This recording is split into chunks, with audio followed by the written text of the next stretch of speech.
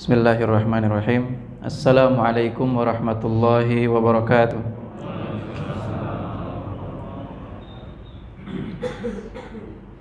Ini jawab salamnya kayak udah ngantuk. Assalamualaikum warahmatullahi wabarakatuh. Nah, itu enak dengarnya. Innal hamdalillah wa inna syukra lillah wa inna tsana'a kullahu lillah. Thumma salatu wassalamu ala rasulillah ala nabiyyina Muhammad ibn Abdillah alaihi afdalus salah wa atammut taslim wa la hawla wa la quwata illa billah. Asyhadu an la ilaha illallah wahdahu la syarikalah wa asyhadu anna nabiyyana Muhammadan abduhu wa rasuluhu alladzi la nabiyya ba'dah fa innahu qad addal amanah wa ballaghar risalah wa nasahal ummah wa jahada fi sabilihi haqqa jihadihi hatta tarakana 'alal mahajjatil bayda lailuha kanahariha la yazighu anha illa halik. Allahumma 'allimna bima yanfa'una wanfa'na bima 'allamtana wa zidna ilma. Allahumma inna nas'aluka ilman nafi'a wa rizqan thayyiba wa amalan sholihan mutaqabbala. Allahumma amin. Masih pada kuat? Ini kuat-kuat imannya ini. Subuh-subuh bulan Ramadan masih kajian tafsir juga. Tapi yang jelas saya sendiri ada beban moral. Kalau ceramah bulan suci Ramadan subuh-subuh begini, bebannya itu nyeramahin orang kekenyangan. Apalagi ini masjidnya nyaman sekali. Mudah-mudahan nggak ada nanti yang keburu khusyuk. Mudah-mudahan ya. Tapi kalau sudah kelihatan ada yang keburu khusyuk, insyaallah ceramah segera kita hentikan. Ini tapi nggak akan sampai syuruk insyaallah ya. Tapi yang jelas antum semua yang hadir di sini niatkan untuk menunggu sholat syuruk.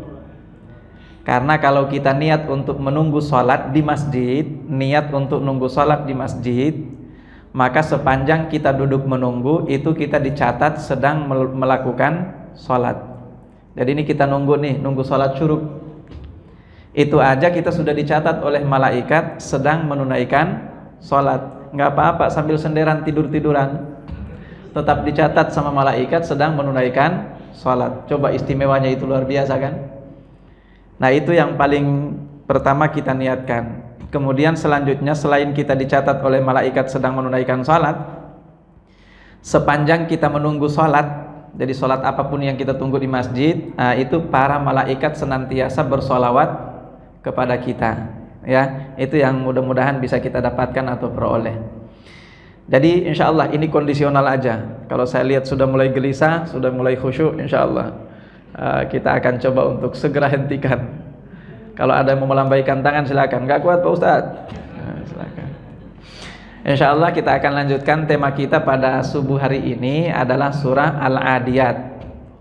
Ya, urutan surah ini adalah surah yang ke-100 dalam Al-Quran.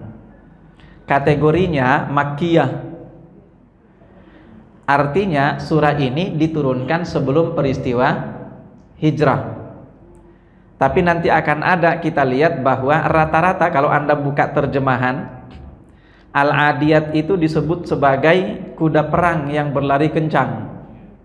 Anda tidak akan menemukan dalam terjemahan makna yang lain selain itu. Tapi pada dasarnya sebetulnya kalau ini menurut pertimbangan saya sendiri ya, berdasarkan pendapat para ulama yang ada terkait dengan makna Al-Adiyat itu, saya lebih memilih bahwa itu bukan kuda perang. Ya. Dan ini pendapat dari sahabat Rasulullah bernama Ali bin Abi Thalib. Kalau yang tadi yang menerjemahkan kuda perang itu adalah sahabat bernama Ibnu Abbas radhiyallahu anhu. Jadi terkait dengan surah ini ada sababun nuzul sebelum kita ceritakan yang tadi itu. Sababun nuzul dari surah ini, Rasulullah Shallallahu Alaihi Wasallam mengutus beberapa atau satu kelompok sariyah. Sariyah itu pasukan kecil, diutus oleh Rasulullah Shallallahu Alaihi Wasallam. Tapi sudah memasuki bilangan bulan, mereka nggak ada kabar, belum pulang-pulang dan tidak ada kabar pula. Rasulullah Shallallahu Alaihi Wasallam mencari-cari kabar tentang mereka. Ini kok nggak ada kabarnya? nggak ada beritanya, nggak ada WA, nggak ada SMS, nggak ada sama sekali. Iya, tidak juga posting apa biasanya kan kalau seperti itu pada update ya, update status. Oh ini kita sudah sampai sini, nggak ada update status sama sekali. Rasulullah bertanya-tanya tentang itu. Nah, dalam kondisi seperti ini maka turunlah surah ini, wal adiyati dhabha fal muriyati qadha, sampai seterusnya. Ini sababun nuzulnya. Tapi suatu ketika diceritakan juga dalam satu riwayat bahwa Ibnu Abbas ini sedang bersama dengan kawan-kawannya fi Hijr, di daerah Hijr, berarti kan sekitar Ka'bah Al-Musyarrafah. Tahu kan yang Hijr itu yang mana? Hijr itu yang lengkungan di salah satu sisi Ka'bah itu ya, sebut Hijr Ismail. Nah, itu Ibnu Abbas sedang ada di situ. Ibnu Abbas ini kan masih anak-anak pada saat Rasulullah jadi nabi di Makkah, masih anak-anak bocah. Tapi dia sudah paham betul tentang makna-makna dari kandungan ayat-ayat Al-Quran. Beliau sudah sangat paham. Makanya Ibnu Abbas itu disebut sebagai turjumanul Quran. Orang ini terjemahannya Al-Quran. Kenapa? Karena dia adalah orang yang sangat paham terhadap makna ayat-ayat dalam Al-Quran. Sementara Ali bin Abi Thalib pada saat itu ada di sekitar sumur Zam-Zam. Ali bin Abi Thalib. Tiba-tiba ada seseorang datang. Orang ini nanya tentang makna surah Al-Adiyat ini. Nah, berarti kan dari sini kita paham kalau surah Al-Adiyat ini turunnya di mana? Di Makkah Al-Mukarramah ya. Orang ini datang nanyanya ke Ibnu Abbas. Apa makna daripada Al-Adiyati dhabha fal muriyati qadha? Dijelaskanlah oleh Ibnu Abbas pada saat itu. Kata beliau bahwa yang dimaksud adalah kuda perang apabila dia berlari kencang dan mengeluarkan percikan api karena hentakan kakinya, kira-kira gitu ya. Nah, setelah itu orang ini belum merasa puas. Dia kemudian datangin Ali bin Abi Thalib yang sedang ada di sumur Zam-Zam pada saat itu. Lalu dia nanya pula kepada Ali bin Abi Thalib, "Ya Ali, ma ma'na al-adiyati dhabha fal muriyati qadha?" Dijawab oleh Ali bin Abi Thalib. Beliau mengatakan, "Hal sa'alta ahadan ghairi?" Sudah nanya sama yang lain enggak sebelum nanya ke saya? Itu kata Ali bin Abi Thalib. Dijawab oleh orang ini, "Na'am, sa'altu Ibnu Abbasin." Saya sudah nanya kepada Ibnu Abbas. Kata Ali bin Abi Thalib, "Famadza qala?" Apa jawabannya? Dijelaskanlah oleh laki-laki itu. Kata dia yang dimaksud menurut Ibnu Abbas bahwa itu adalah kuda perang yang berlari kencang dan memercikan api karena hentakan kedua kakinya. Lalu Ali bin Abi Thalib mengatakan, "Idhhab fad'uhu li." Coba panggil Ibnu Abbas ke sini. Dipanggillah oleh laki-laki itu Ibnu Abbas, hadir di hadapan Ali bin Abi Thalib. Lalu kemudian kata Ali kepada Ibnu Abbas, beliau mengatakan, "Atufti an-nasa syai'an bima la ilma indaka?" Apakah kamu berfatwa kepada orang lain tentang sesuatu yang kamu sendiri nggak punya ilmunya tentang itu? Kata Ali bin Abi Thalib. Pada saat itu kemudian beliau melanjutkan, beliau mengatakan yang dimaksud al-adiyati dhabha itu adalah unta-unta yang berangkat dari Arafah menuju ke Muzdalifah dan dari Muzdalifah menuju ke Mina, kata Ali bin Abi Thalib. Maka kemudian Ibnu Abbas mengatakan, sejak saat itu saya mencabut kembali ucapan saya dan saya mengatakan bahwa pendapat Ali bin Abi Thalib yang lebih benar. Berarti dari sini kita akan lihat bahwa ternyata ada makna lain dari al-adiyati dhabha itu, yang dimaksud adalah unta yang sedang berangkat dari mana? Dari Arafah menuju Muzdalifah dan nantinya dari Muzdalifah menuju ke Mina. Kira-kira dalam peristiwa apa itu? Dalam peristiwa haji. Itu ya. Ini pendapat yang kedua, dan sekali lagi menurut saya yang lebih benar, yang lebih kuat itu pendapat Ali bin Abi Thalib ini. Itu menurut saya ya. Kenapa? Pertimbangannya begini.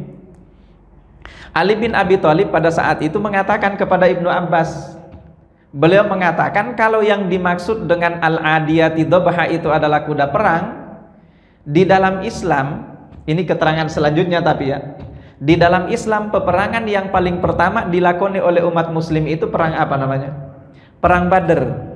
Pertanyaannya, perang Badar ini terjadinya kapan? Perang Badar itu terjadinya pasca hijrah Rasulullah, kan di tahun kedua Hijriah. Kalau itu di tahun kedua Hijriah, berarti seharusnya belum ada perang saat turunnya surah Al-Adiyat ini. Bisa dipahami ya? Nah, maka inilah yang saya katakan tadi, bahwa ini lebih kuat kalau kita mengatakan bahwa yang dimaksud dengan al-adiyat dobha itu adalah unta yang berangkat dari Arafah menuju ke Mina, Muzdalifah, dan dari Muzdalifah menuju ke Mina. Bisa dipahami ya? Nah itu, karena sekali lagi, sementara kata Ali bin Abi Thalib, pada saat perang Badar itu, kami yang punya kuda perang cuma 2 orang. Jadi kuda perang kami dengan jumlah total daripada prajurit pada saat itu bersama Rasulullah 314 orang, yang punya kuda perang itu cuma 2 doang. Jadi kuda perangnya cuma ada 2. Dan kita sudah sampaikan itu sekilas ya tentang sejarah itu. Nah, jadi nggak mungkin kalau yang dimaksud dengan al-adiyat dobha itu adalah kuda perang. Ini pendapat Ali bin Abi Thalib. Bisa dipahami mudah-mudahan ya. Nah, ini yang pertama. Nah, selanjutnya jamaah yang dimuliakan Allah, kita akan masuk pada makna yang dikandung oleh surah ini. Surah ini jumlah ayatnya ada 11 ayat ya. Allah Subhanahu wa taala membuka firman-Nya surah ini dengan sumpah atau al-qasam. Allah Subhanahu wa taala bersumpah dengan al-adiyat. Nah, ini bentuknya jamak. Al-adiyat bentuk fa'il, al-adi. Fa'il adi. Bentuk fa'ilnya ya. Berarti berasal dari kata apa? Berasal dari kata ada ya'du. Ada ya'du itu artinya apa? Ada ya'du itu artinya berlari kencang. Itu ada ya'du. Nah, atau ada yang mengatakan bahwa ada ya'du itu berangkat. Itu ada ya'du itu berangkat, bergegas untuk berangkat. Itu ada ya'du. Selanjutnya kata, mohon maaf, al-adi itu artinya yang berangkat. Kemudian dibentuk oleh Allah menjadi jamak muannas salim, jamak perempuan beraturan. Jadi al-adiyat. Nah, kalau kita lihat dalam bahasa Arab, bentuk jamak itu kan ada 3. Ada namanya jamak taksir, ada namanya jamak mudzakkar salim, ada namanya jamak muannats salim. Di antara 3 bentuk jamak ini, yang muatannya paling banyak itu jamak muannats salim, jamak perempuan beraturan. Jadi kalau sudah menggunakan jamak perempuan beraturan, itu biasanya menunjukkan al-kathrah, yang banyak, jauh lebih banyak ketimbang daripada jamak taksir. Jamak taksir itu jamak tidak beraturan ya, atau jamak mudzakkar salim, jamak laki-laki beraturan. Nah, yang dikatakan di sini al-adiyat, berarti kan banyak itu. Berarti kan banyak itu al-adiyatnya. Maka kalau dikatakan banyak, yang lebih masuk akal, lebih banyak untanya pasti dibandingkan daripada kudanya. Kira-kira gitu. Karena untuk punya kuda perang itu juga sesuatu yang luar biasa. Kalau di dalam musim perang pada saat itu, orang berperang belum tentu dia punya kuda perang. Tapi kalau unta sudah pasti ada.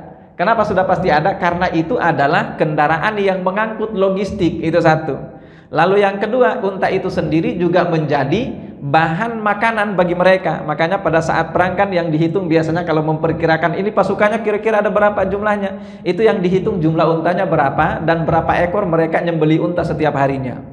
Dari situ nanti ketahuan sekian unta yang disembeli. Oh, berarti kalau sekian unta yang disembeli, jumlah orangnya kira-kira sekian. Bisa dipahami ya? Nah, jadi kalau al-adiyat itu bisa lebih banyak dibandingkan, mohon maaf, kalau itu diartikan sebagai unta, lebih banyak dibandingkan daripada kalau diartikan sebagai kuda perang. Kuda perang itu mahal pada saat itu. Nah, kita kembali. Wal-adiyati dobha. Selanjutnya apa arti kata dobha? Dobha itu artinya apa namanya? Dengus. Ya, benar, dengus ya. Jadi dengusan hewan atau kuda itu atau unta itu namanya dobha. Kayak gimana itu dengusannya? Pernah dengar? Hah? Bukan melengking, mendengus. Mendengus itu karena kecapean. Jadi karena kelelahan ya, karena tarikan napas yang begitu lelah. Itu namanya dobha. Jadi al-adiyati dobha itu demi kuda perang. Kalau kita artikan kuda perang, jadi ada 2 makna tadi ya.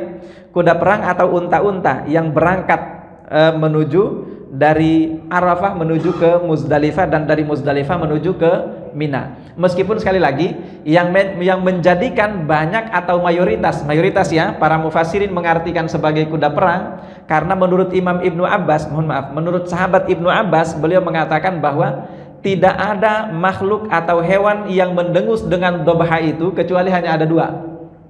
Yang pertama adalah kuda, yang kedua adalah kucing.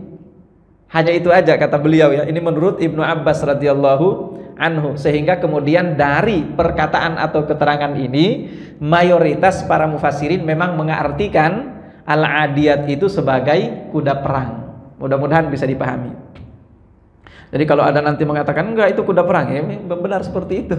Tapi kalau ada mengartikan oh itu unta, ya jangan disalahkan karena itu pendapat Ali bin Abi Thalib. Nah, selanjutnya fal muriyati qadha. Ini ada kata al muriyat. Muriyati qadha. Apa itu muriyat? Muriyat itu artinya menampakkan api, memunculkan api, itu al muriyat. Nah, sekarang pertanyaannya, kira-kira menampakkan api itu hanya bisa muncul lewat telapak kaki daripada kuda atau bisa yang lain? Jawabannya karena ada yang menjelaskan bahwa al-adiyat itu adalah unta, maka yang dimaksud dengan al-muriyati qadha itu adalah api yang dinyalakan pada saat tiba di Muzdalifah. Bisa dipahami kira-kira? Ini yang sudah melakukan haji kan tahu itu ya. Berangkat dari Arafah jam berapa? Setelah tergelincir matahari kan, tiba di Muzdalifah, kemudian kan nginap di Muzdalifah kan. Nah, nginap di Muzdalifah itulah dinyalakan api. Jadi ketika nginap di Muzdalifah itu kan harus ada penerangan di situ, dinyalakan api di situ. Itulah yang dimaksud dengan al-muriyati qadha. Jadi menampakkan api, memperlihatkan api. Ada juga mengatakan bahwa kuda perang yang dimaksud, lalu kemudian yang dikatakan sebagai al-muriyati qadha itu adalah pada saat sudah masuk malam hari. Kalau malam hari kan perang berhenti. Jadi perang itu hanya ada di siang hari. Kalau sudah malam hari perang berhenti. Kalau perang berhenti apa yang mereka lakukan? Ya mulai masak makanan, nyala. Jadi api-api itu semua dinyalakan. Itu yang dimaksud dengan al-muriyati qadha. Jadi ada tiga maknanya ya. Pertama, al-muriyati qadha itu adalah percikan api yang ditampakkan oleh hentakan kaki kuda. Ini makna pertama. Karena kencangnya hentakan kaki kuda itu. Makna yang kedua, al-muriyati qadha itu adalah api yang dinyalakan oleh pasukan perang ketika mereka memasuki malam hari dalam situasi peperangan. Itu makna kedua. Makna yang ketiga yang dimaksud al-muriyati qadha adalah api yang dinyalakan di Muzdalifah dalam peristiwa haji. Itu mudah-mudahan bisa diingat dan dipahami ya. Tapi saya nggak tahu, nggak ada yang nulis ya, ntar juga lupa dibahasnya. Ya, oh direkam. Oh iya, ini ada YouTube-nya ya, ya. Live lagi ya. Nah, itu al-muriyati qadha.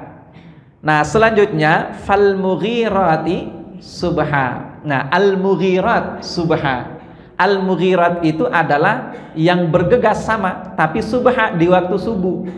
Jadi ini rajin banget bergegasnya di waktu subuh. Sekarang pertanyaannya, pada saat Anda menginap yang haji ya, menginap di Muzdalifah, berangkat meninggalkan Muzdalifah jam berapa? Pagi-pagi kan?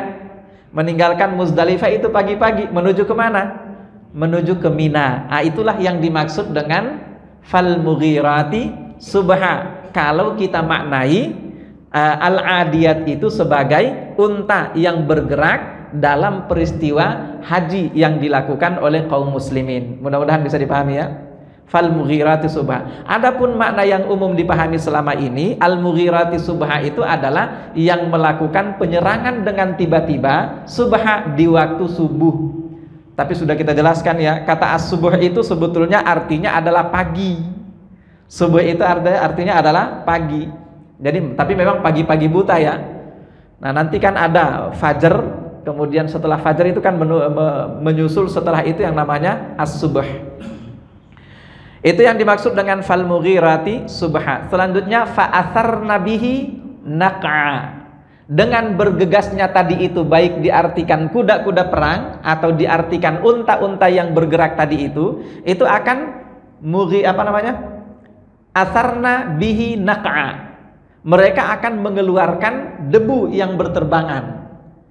Nah, baik kuda yang bergegas melakukan penyerangan di pagi-pagi buta maupun unta yang bergerak dari Muzdalifah menuju Mina, itu pasti ada debu yang berterbangan di situ. Kenapa? Ini kan suasananya suasana Makkah Al-Mukarramah. Atau kalau enggak, ini kan suasananya suasana daripada Jazirah Arab pada saat itu, di mana setiap ada unta yang berkelompok bergegas melakukan perjalanan, itu pasti akan menimbulkan debu yang berterbangan karena hentakan kaki dari setiap makhluk itu.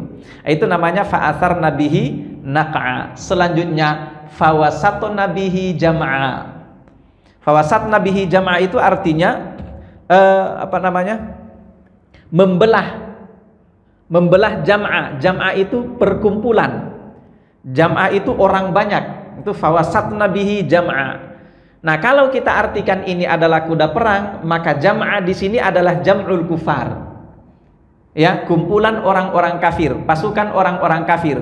Itu dengan adanya kuda perang yang tadi itu menyerang dengan tiba-tiba dan luar biasa pergerakannya, itu akan memecah kelompok atau pasukan lawan, pasukan musuh, pasukan orang-orang kafir. Kalau kita maknai sebagai kuda perang. Bagaimana kalau dimaknai sebagai unta? Kalau dimaknai sebagai unta dalam proses haji, karena dalam proses haji itu manusia banyak sekali, jumlahnya luar biasa kan di sana. Nah, pada saat unta-unta itu bergerak, itu tentu akan memecah yang namanya perkumpulan yang luar biasa banyaknya tadi itu. Dan ini dua-duanya memang benar. Kenapa kita katakan dua-duanya benar? Seharusnya memang kalau kita lihat ya, jam'a yang lebih besar itu adalah jam' dalam haji dibandingkan daripada jam' dalam peperangan. Itu satu.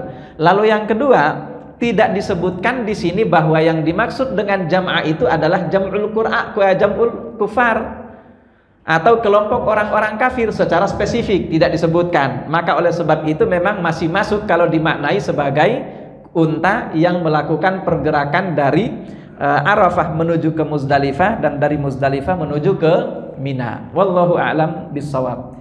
Ini sumpah yang disampaikan oleh Allah atau al-qasam yang disampaikan oleh Allah Subhanahu wa taala, dan al-qasamnya atau sumpahnya di sini double-double ya, banyak sekali. Wal 'adiyati dhabha fal muriyati qadha fal mughirati subha fa atharna bihi naqa fa wasatna bihi jam'a, sampai 5 ayat ya. 5 ayat khusus oleh Allah Subhanahu wa taala digunakan untuk bersumpah. Ini artinya ada yang sangat penting yang ingin disampaikan oleh Allah setelah itu. Ada yang sangat penting yang ingin disampaikan oleh Allah setelah itu. Karena biasanya Allah cuma bersumpah dengan 1 kalimat atau 2 kalimat. Ini bahkan sampai 5 ayat Allah bersumpah di sini. Maka oleh sebab itu perhatian yang harus kita tujukan kepada konten sumpah yang diinginkan oleh Allah di dalam surah ini itu harus lebih besar. Karena ini terkait dengan umat manusia itu secara umum atau secara keseluruhan. Apa isi sumpahnya? Innal insana, sesungguhnya al-insan, manusia. Ini berarti secara keseluruhan. Innal insana li rabbihi, kepada Tuhannya lakanud. Dulu saya punya tetangga di kampung, Pak, namanya Lakanud. Di sini nggak ada kan yang namanya Lakanud? Nggak ada, banyak itu di kampung dulu kayak gitu. Ada juga dulu nama, mohon maaf, iya, saya punya, ya, dulu ada seorang guru, ini guru di kampung saya, guru SMA. Jadi ceritanya kepengen ngasih nama anaknya itu dari Al-Quran. Ini serius, ini kisah nyata. Begitu anaknya lahir dikasih nama siapa coba? Mujrimin. Dikasih nama Mujrimin. Mujrimin itu kan pendosa yang luar biasa kan, itu Mujrimin. Nggak tahu itu anak masih hidup apa enggak sekarang. Kayaknya masih hidup, tapi disebut sebagai Mujrimin. Mudah-mudahan udah ganti nama. Ganti nama nggak tahu pakai ritual apa enggak. Nah, kita lanjut. Innal insan, sesungguhnya manusia. Ketika Allah menggunakan kata al-insan, itu berarti semuanya. Selama Anda statusnya sebagai manusia, berarti ini ada nih, sifat ini ada. Innal insan, sesungguhnya manusia itu li rabbihi, kepada Tuhannya lakanud. Ini Allah menggunakan berikutnya disebut sebagai harfu at-taukid, huruf taukid yaitu lam, lakanud. Intinya itu sebetulnya kata kanud. Kanud itu apa artinya? Artinya kafur dan jahud. Kafur itu artinya sangat kufur. Jahud itu juga sangat kufur, itu sama artinya. Jadi kanud, kemudian jahud, kemudian kafur, ini 3 kosakata yang memiliki makna yang sama. Selanjutnya dijelaskan oleh para mufassirin apa yang dimaksud dengan kanud itu. Kanut itu ya'uddu al-masaiba wa yunsi an-ni'am. Yang disebut sebagai kanut itu adalah orang-orang yang ya'uddu al-masaiba, yang selalu nampak dalam pandangan matanya, yang selalu dinilai oleh dia itu adalah al-masaib, musibah. Jadi ada musibah sedikit itu yang kelihatannya kayaknya saya musibah mulu. Ini kok hidup penuh dengan musibah mulu ya, cobaan mulu, kayaknya nggak pernah ada enaknya saya hidupnya. Nah, itu namanya lakanut. Sungguh orang-orang kayak itu kufurnya luar biasa. Jadi artinya orang ini ya'uddu al-masaiba wa yunsi an-ni'am. Dia selalu melupakan nikmat Allah Subhanahu wa taala tapi selalu fokus memperhatikan musibah. Ini orang kayak gini biasanya ngeluh mulu kerjaannya. Curhat mulu di media sosial. Enggak. Ibu-ibu di sini sih enggak ya. Ibu-ibu enggak suka curhat di media sosial kan? Ya alhamdulillah, Bu. Tapi banyak yang kayak gitu. Ya Allah, ini orang hidupnya kayaknya sudah sengsara banget, sengsara mulu kayaknya hidupnya. Dikit-dikit curhat lagi di media sosial, dikit-dikit curhat lagi di media sosial. Padahal kan kalau kita seandainya ingin menjadi hamba yang bersyukur, maka apa yang harus kita lakukan? Hitung nikmat Allah, dan itu pasti kalau kita rajin menghitung nikmat Allah, pasti kita akan temukan bahwa nikmat Allah itu masih jauh lebih banyak ketimbang daripada musibah yang Allah berikan kepada kita. Coba bayangkan, Pak. Manusia itu kan melakukan dosa hobi. Kenapa saya gunakan kata hobi? Hobi itu artinya kan nggak sekali dua kali, Pak. Hobi itu artinya kan memang benar-benar setiap hari itu bisa berpuluh bahkan beratus kali kan. Dulu ketika kita menafsirkan surah An-Nas, kalau masih ingat, jangankan kita dalam kehidupan kita sehari-hari, misalnya di luar aktivitas ibadah seperti ini, Anda sedang berada di masjid sekalipun itu bisa melakukan dosa. Sudah kita jelaskan waktu itu kan apa yang disampaikan oleh siapa namanya, Abu Hurairah terkait dengan sabda Nabi yang mengatakan bahwa inna ahadakum, sesungguhnya setiap orang di antara kalian idza kana fil masjid, kalau dia sedang berada di masjid, ja'ahu syaitan, setan datang kepadanya. Fa abasa bihi, lalu syaitan itu mulai menungganginya. Kama yabisar rajulu bidabbatihi, sebagaimana seseorang di antara kalian menunggangi kendaraannya. Jadi Anda saat di masjid kayak gini nih, itu ada setan, Pak, mohon maaf. Ada setan sedang menunggangi Anda. Jadi terserah Anda kuat apa enggak, yang jelas setan lagi nunggangin Anda itu. Ini kata Nabi loh. Fa abasa bihi kama yabisa ar-rajulu bidabbatihi, sebagaimana seseorang mengendarai tunggangannya. Lalu kata Rasulullah, fa in sakana, kalau orang itu ternyata terlalu nyaman di masjid, maka apa kata Rasulullah? Zanaqahu au aljamahu, orang itu akan dikuasai oleh setan atau akan dibelenggu oleh setan. Tapi saya nggak akan mengulangi kata-kata daripada Abu Hurairah. Kasihan, nanti banyak yang tersinggung di sini, jangan, nggak usah kita ulangi. Artinya apa? Saya ingin menjelaskan kepada kita semuanya, Bapak Ibu yang dirahmati oleh Allah Subhanahu wa taala, yang namanya sifat kafur, jahud, kanut itu bagi manusia itu nempel. Memang semuanya selalu ada rata-rata. Makanya orang-orang yang kira-kira disebut sebagai orang bertakwa, orang soleh, itu adalah orang yang sanggup terus untuk mengendalikan perasaan seperti itu. Nggak ada di antara manusia yang tidak hitung-hitung musibah, Pak. Setiap musibah yang kita alami pasti kerekam di dalam memori kita. Berbeda dengan nikmat Allah, itu jarang yang terekam dalam memori kita. Ya memang tabiat dasar manusia kayak gitu, dan itu yang disebut sebagai lakanud ini. Mudah-mudahan bisa dipahami ya. Jadi ya'uddu al-masaiba, yang dihitung musibah mulu yang dihitung. Padahal kan kalau seandainya setiap Allah Subhanahu wa taala melihat ada dosa dari kita, dibalas langsung oleh Allah dengan musibah, bisa kebayang, Pak, berapa ratus kali setiap hari kita dapat musibah? Kan dalam surah Asy-Syura begitu kan? Ma asabakum min musibatin fabima kasabat aidikum. Itu kan kata Allah dalam surah Asy-Syura ayat 31. Tidak ada musibah yang menimpa kalian kecuali itu karena dosa yang kalian lakukan, kata Allah. Tapi Allah melanjutkan wa ya'fu an katsir. Justru kebanyakan di antara dosa kalian itu dimaafkan oleh Allah. Makanya Anda dapat musibah itu boleh jadi cuman sekali sepekan doang. Syukur kalau sekali sepekan doang dapat musibahnya, Pak. Nah coba kalau setiap dosa yang kita lakukan dibalas musibah oleh Allah langsung, sekali lagi bisa ratusan kali kita dapat musibah setiap harinya. Tapi kan dosanya dimaafkan oleh Allah Subhanahu wa taala. Tapi ini jarang yang sadar. Kita orang-orang yang sudah ahli masjid seperti ini sekalipun masih banyak ngitung-ngitung musibah, ngeluh mulu. Ya Allah kok musibah lagi, ya Allah kok ini lagi, ya Allah kok ini lagi. Saya pernah menyampaikan ini ke kisah nyata ya. Jadi seorang dokter, jadi bagus juga dokter itu, dia punya konten YouTube sebetulnya. Tapi apa yang dia masukkan jadi kontennya itu adalah kejadian-kejadian unik atau ajaib kalau bahasa kita ya, yang dia temukan di ruang operasi. Saya kalau salah pernah saya ceritakan itu. Jadi sempat viral videonya itu.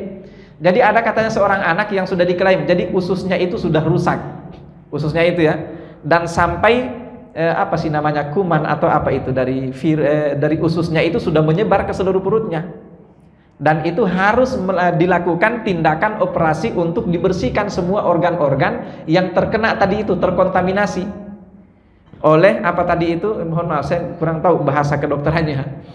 Ya, kuman atau apa itu yang dari ususnya itu dibersihkanlah, dioperasi. Jadi orang tuanya ketika minta izin dokternya kita mau lakukan, oh ya silakan saja, dioperasi. Setelah itu nanti akan ada tindakan berikutnya karena memang dia ususnya sudah rusak, sehingga kemudian perutnya harus dibolongin. Untuk apa? Kalau dia buang air lewat situ harus. Nah setelah itu ada tindakan operasi berikutnya. Sukses operasi pertama, tindakan operasi berikutnya akan dilakukan. Tapi menurut pengalaman dokter, bahwa biasanya jarang sekali yang berhasil selamat, jarang sekali. Ini anaknya ya.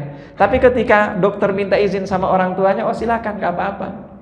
Begitu anaknya dilakukan tindakan operasi kedua, ternyata perkembangannya luar biasa positifnya. Dan ternyata baru beberapa hari anak itu sudah sadar dan sudah bisa komunikasi dengan dokter dan kedua orang tuanya. Ini kejadian unik menurut dokter itu. Akhirnya dia tanya kepada orang tuanya, ini apa sih yang Anda lakukan, kenapa bisa begini? Ini pasti bagian dari keajaiban kalau bahasa dia. Ini pasti ada sesuatu yang tidak biasa, pasti ada sesuatu yang tidak biasa. Ditanyakanlah itu oleh dokternya kepada orang tuanya. Apa kata orang tuanya? Sebetulnya kalau soal ada amalan biasa, saya nggak punya amalan apa-apa. Kalau soal amalan ya, misalnya dia punya keutamaan dari sini, nggak ada. Cuman kata dia, saya cuma pertahankan satu prinsip aja, bersyukur. Jadi ketika anak saya katanya sakit mau dibawa ke rumah sakit, saya bersyukur ya Allah, alhamdulillah anak saya masih bisa dibawa ke rumah sakit. Ketika sampai ke rumah sakit kata dokter mau dioperasi, alhamdulillah ternyata anak saya masih bisa diselamatkan. Ya kan? Begitu selesai dioperasi, sukses operasinya, dikatakan bahwa ini sukses operasinya tapi akan ada tindakan berikutnya. Alhamdulillah berarti anak saya belum mati. Gitu ya. Ketika dilakukan operasi yang berikutnya, alhamdulillah ternyata masih bisa diupayakan, belum diambil sama Allah Subhanahu wa taala. Itu saja, pokoknya setiap step, setiap proses yang harus dia hadapi, itu semua dihadapi dengan syukur. Dan inilah yang disebut oleh Rasulullah sebagai al-hammaduna ala kulli hal. Dan ini adalah orang dengan tingkatan keimanan yang luar biasa. Apa itu kata Rasulullah? Al-hammaduna ala kulli hal. Orang yang selalu bersyukur, orang yang selalu berterima kasih, orang yang selalu mengucapkan alhamdulillah ala kulli hal dalam setiap keadaan. Artinya boleh jadi menurut logika sederhana kita ini musibah, tapi menurut dia ini adalah rahmat dan kasih sayang dari Allah Subhanahu wa taala. Nah, kira-kira seperti itu. Ini disebut alhammaduna ala kulli hal. Tapi sekali lagi jarang manusia yang sampai pada derajat seperti itu. Kira-kira kita bisa apa enggak? Insyaallah bisa lah. Kenapa? Kata Allah kan wa in ta'uddu ni'matallahi la tuhsuha. Kalau kalian ingin menghitung nikmat Allah enggak bakalan kehitung, terlalu banyak. Jadi ingat-ingat itu. Setiap apapun yang kita alami, meskipun menurut kita ini negatif, ini adalah musibah, ingat, itu bentuk kasih sayang Allah Subhanahu wa taala kepada kita. Itu namanya alhammaduna ala kulli hal. Mudah-mudahan kita termasuk bagian dari itu. Selanjutnya, ada lagi yang mengatakan innal insana lirabbihi lakanud. Yang dimaksud dengan kanud itu adalah orang yang makan sendiri. Makan sendiri itu maksudnya gini, kalau dia punya apa-apa nggak bagi-bagi. Itu namanya kanud. Dia punya apa-apa nggak bagi-bagi. Sementara pembantunya, budaknya, orang-orang yang bekerja sama dia diomel-omelin mulu. Insya Allah nggak ada yang kayak gitu di sini. Tapi banyak yang kayak gitu. Itu namanya lakanud. Itu makna lain daripada kanud tadi itu. Selanjutnya, wa innahu ala dzalika la syahid. Nah ini, wa innahu dan sesungguhnya dia. Ada dua makna di sini oleh para mufassirin. Innahu sesungguhnya dia. Dia di sini kembali ke mana? Kembali ke manusia atau kembali ke Rob? Dua-duanya. Ada yang mengatakan wa innahu, dan sesungguhnya dia, yaitu Rabb Allah. Wa innahu ala dzalika, terhadap persoalan atau karakter tadi itu, karakter manusia yang kanut itu, sesungguhnya dia Allah Subhanahu wa taala ala dzalika, terhadap itu la syahid, Allah itu tahu. Allah menyaksikan semuanya. Ini makna pertama ya. Jadi kita punya sifat kayak gitu, sifat buruk kayak gitu, yaitu kanut, itu diketahui secara pasti, secara detail oleh Allah Subhanahu wa taala. Ini makna pertama. Lalu makna yang kedua, innahu, di situ innal insan, sesungguhnya manusia, lirab ala dzalika, terhadap yang tadi itu, ya'uddu al-masaiba wa yunsi an-ni'am, selalu menghitung-hitung musibah dan lupa akan nikmat Allah. Itu manusia itu sendiri ternyata lah syahid, dia sendiri ngaku bahwa sifat itu ada dalam dirinya. Itu yang dimaksud ya. Maka dari ayat ini kita mendapatkan isyarat bahwa ternyata orang-orang kafir itu sadar kalau dirinya kafir. Bisa dipahami ya. Orang-orang kafir itu biasanya rata-rata dia sadar kalau dirinya kafir. Maling itu sadar kalau dia maling. Ya, tukang zina itu sadar kalau dia tukang zina. Rata-rata kayak gitu. Itu namanya ala dzalika la syahid, dia sendiri menyaksikan tentang itu. Ini senada dengan firman Allah Subhanahu wa taala yang mengatakan tentang orang-orang musyrik, maka nalil musyrikin ayyamuru masajidallahi syahidina ala anfusihim bil kufur. Orang-orang musyrik itu enggak layak untuk memakmurkan masjid. Kenapa? Karena mereka syahidina ala anfusihim, menyaksikan diri mereka sendiri bil kufur, bahwa mereka itu adalah orang-orang kafir. Jadi manusia kanut, mereka tahu tentang fenomena itu yang ada dalam diri mereka. Mohon maaf sedikit lagi. Suruh jam berapa? 52. 6 menit lagi ya. Baik. Wa innahu ala dzalika la syahid. Berikutnya wa innahu lihubbil khair la syadid. Dan sesungguhnya dia manusia itu lihubbil khair. Nah sekarang maknanya apa itu hubbil khair? Cinta pada kebaikan. Apa yang dimaksud kebaikan? Rata-rata para mufassirin mengatakan yang dimaksud dengan kebaikan itu al-mal. Apa itu al-mal? Harta.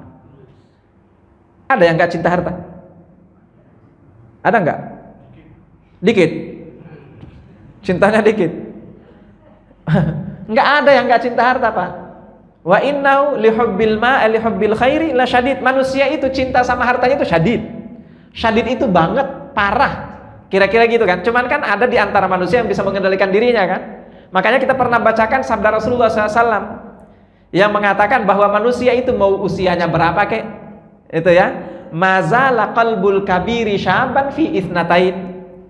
Mazala, masih, qalbul kabir, hati orang tua, artinya dia sudah tua, umur berapapun juga, itu mazala syaban, hatinya itu masih selalu muda di dalam dua hal. Selalu muda, masih pemuda, masih semangat dalam dua hal. Yang pertama apa kata Rasulullah SAW? Hubbid dunia, cinta dunia. Jadi mau berapapun usianya, cinta dunia itu masih terus ada, Pak. Masih hitung-hitungan warisan, saya punya harta sekian misalnya, masih dihitung-hitung aja, padahal sebentar lagi akan diwariskan kepada ahli warisnya, tapi masih tetap aja seperti itu. Itu namanya lihubbil khairi la syadid. Mazala qalbul kabiri syaban, kata Rasulullah, hati orang tua itu masih muda, masih tetap pemuda dalam dua hal. Pertama hubbid dunia, cinta dunia. Yang kedua adalah tulil amal. Apa itu tulil amal? Panjang angan-angan. Ini mohon maaf. Jadi semua manusia pasti akan seperti itu. Nah, siapakah orang-orang bertakwa? Orang bertakwa yang tidak terpengaruh dengan itu. Sifat itu ada, tapi tidak mempengaruhi sifat dalam kehidupan mereka sehari-hari. Bisa dipahami kira-kira ya? Yang dosa itu kalau itu mempengaruhi, sehingga meskipun Anda sudah tua masih aja ngejar itu jabatan, masih ada ngejar itu harta misalnya, hartanya sudah luar biasa, berlipat-lipat ganda misalnya, nggak bakalan habis kata orang sampai 7 turunan, masih juga dikejar sampai mati-matian, kira-kira seperti itu. Nah ini artinya sifat negatif ini mempengaruhi kepribadian mereka. Kita orang-orang beriman punya sifat punya karakter itu, tapi tidak mempengaruhi kepribadian kita dalam kehidupan kita sehari-hari. Wa innahu lihubbil khairi la syadid. Afala ya'lamu idza bu'thira ma fil qubur. Tidakkah manusia itu tahu idza bu'thira ma fil qubur, apabila apa yang ada di dalam kubur itu mulai dikeluarkan, dibangkitkan.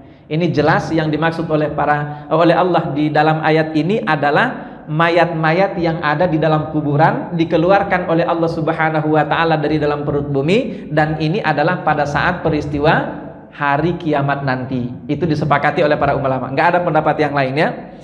Afala ya'lamu idza bu'tsira ma fil qubur wa hussila ma fis sudur. Nah, ini yang paling penting lagi. Pada saat itu nanti hussila ma fis sudur, semua isi hati setiap orang itu mulai ditampakkan.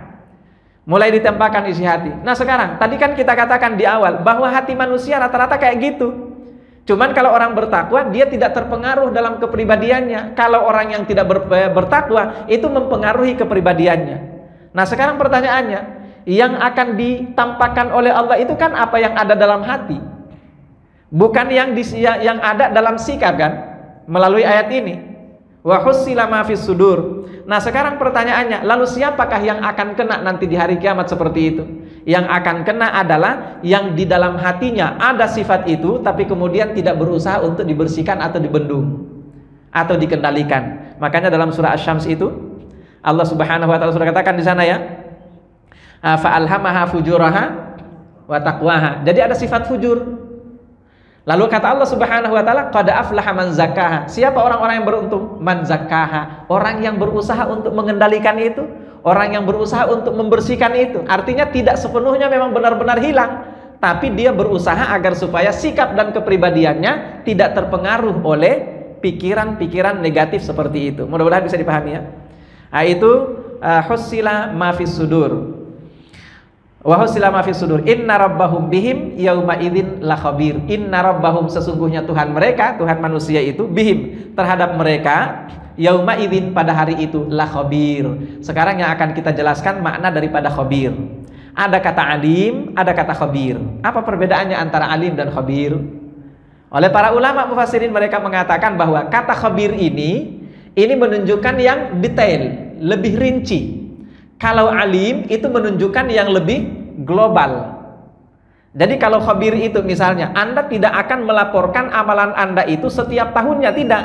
Tapi setiap detik apa yang Anda lakukan itu akan dilaporkan atau dipertanggungjawabkan di hadapan Allah nanti. Dan setiap detik apa yang kita lakukan itu diketahui oleh Allah. Nah, pengetahuan Allah dari setiap detik apa yang kita lakukan itu disebut khabir. Jadi lebih rinci, lebih detail. Ya, sementara alim itu lebih global. Mudah-mudahan bisa dipahami ya. Nah, rata-rata Allah menjelaskan bahwa mengetahui tentang apa yang kita lakukan itu rata-rata Allah menggunakan kata khabir. Kenapa Allah menggunakan kata khabir? Karena Allah ingin memberikan pemahaman kepada kita bahwa jangan main-main, bahkan amalan yang sekecil apapun itu pasti akan terekam dan diketahui oleh Allah Subhanahu wa taala. Itu makna daripada khabir. Wallahu a'lam bishawab. Mudah-mudahan bermanfaat bagi kita semuanya. Lebih dan kurangnya mohon dimaafkan. Tadi mohon maaf saya bisa bertahan sampai syuruk karena saya lihat masih pada bertahan juga matanya. Ya, tenang. Saya selalu pantau jamaah kalau saya ceramah ya. Saya selalu pantau. Kalau sudah kelihatan mulai ada gelisah, saya pasti segera mempercepat selesainya. Wallahu a'lam bishawab. Ini langsung ditutup atau ada tanya jawab? Oh, tanya jawab lagi. Ah, silakan. Boleh lah, silakan. Ada pertanyaan silakan. Tidak ada. Pas. Ya, ini sebetulnya kalau pulang tidur enak ya. Enak Pak, nggak mungkin juga Anda pulang goes kan? Nggak mungkin goes puasa-puasa, pasti kalau pulang ya tidur. Ya, silakan Pak, mana tadi? Oh ya, silakan Pak.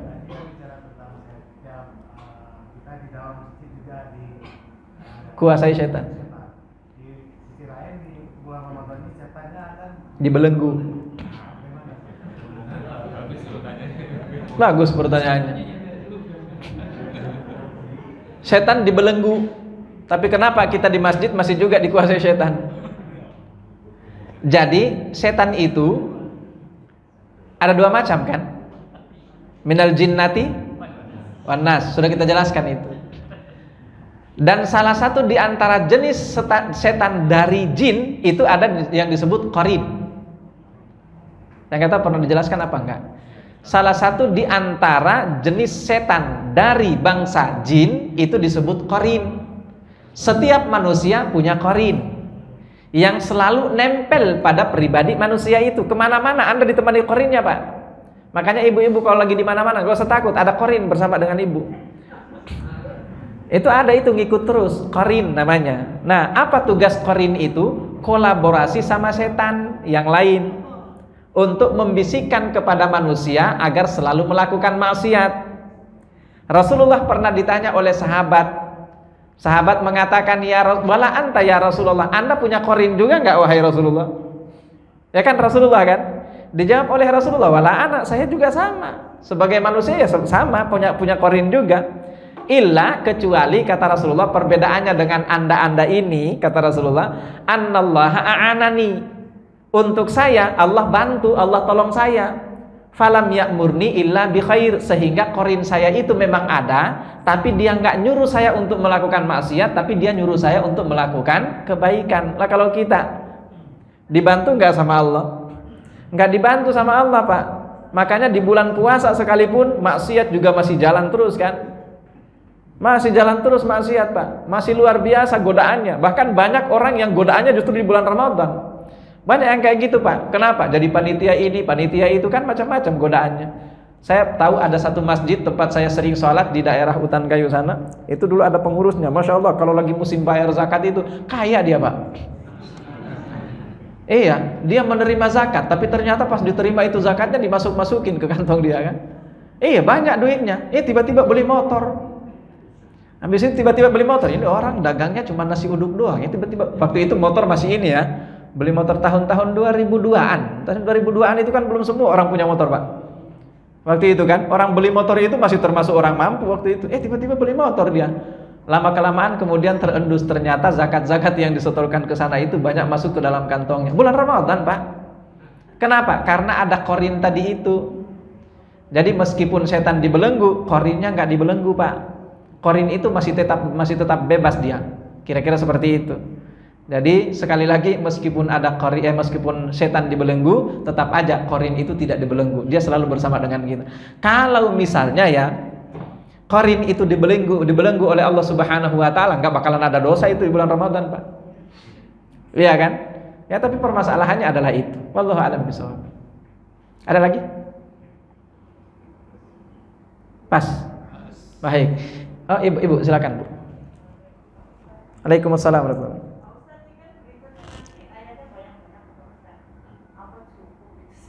Oh, apa cukup? Dicukup-cukupin, Bu.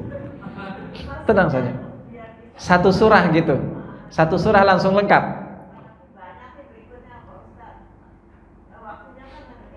Sedikit. Oh, gitu. Tenang saja, Bu. Tenang, bisa diatur. Tenang, bisa diatur, Bu. Gitu. Ya, tapi nggak mungkin juga dilebihin waktunya, Bu. Pada ngantuk pasti. Tenang saja, Bu, bisa diatur. Kalaupun misalnya tidak bisa kita selesaikan satu surah, kalau nggak salah surah berikutnya Al-Zalzalah ya. Surah kita Al-Zalzalah ya. Kalau memang tidak bisa dipres sehingga bisa sesuai dengan waktu yang ada, ya kita bagi jadi dua. Tapi biasanya sih kalau juz 30 itu masih cenderung rata-rata satu surah, rata-rata ya, bukan semuanya. Nanti kalau surah yang panjang-panjang yang enggak lagi. Biasanya masih bisa, untuk Al-Zalzalah masih bisa kita dalam satu kesempatan insyaallah. Iya. Iya, kalau panjang begitu saya yang agak gampang saya. Nah, kalau surahnya pendek, kesempatannya kayak gini, itu saya yang pusing, Pak. Kenapa saya yang pusing? Saya harus nyari banyak bahan. Ini makna ini apa, mana ini apa, ini apa. Jadi satu kata itu harus nyari bahan banyaknya. Nyari bahan banyak-banyak kan? Nah, biar dipasin satu sesi itu ya. Wallahu a'lam bishawab. Ini agak curhat dikit, nggak apa-apa ya? Curhat. Ini kalau pengajian rutin kayak gini, mohon maaf Ibu, ini kesempatan dimana saya puyeng, Bu. Kenapa saya puyeng? Ya harus bangun jam 2 malam nyiapin materi. Itu harus itu. Tapi ya di sisi yang lain harus disyukuri. Kenapa harus disyukuri? Karena justru di situ saya dapat ilmunya. Saya dapat banyak ilmu itu bukan dari bangku kuliah, tapi pada saat sudah ngajar kayak gini. Bangku kuliah mah baca hari ini besok lupa. Iya kan, kita baca buku kalau lagi kuliah kan malam hari pas mau ujian kan, malam hari, besok selesai ujian hilang lagi itu habis. Kira-kira gitu. Cuman setidaknya kita sudah punya kuncinya. Tapi nempel ilmunya itu pada saat ngajar kayak gini. Kira-kira gitu ya. Ya di mana-mana kayak gitu. Jadi tenang saja, Bu, bisa diatur. Ya, Allahu a'lam bishawab. Cukup ya? Baik, kita cukupkan dan sama-sama baca hamdalah. Alhamdulillahirabbil alamin. Doa kafaratul majelis. Subhanakallahumma bihamdika asyhadu an la ilaha illa anta astaghfiruka wa atubu ilaik. Assalamualaikum warahmatullahi wabarakatuh.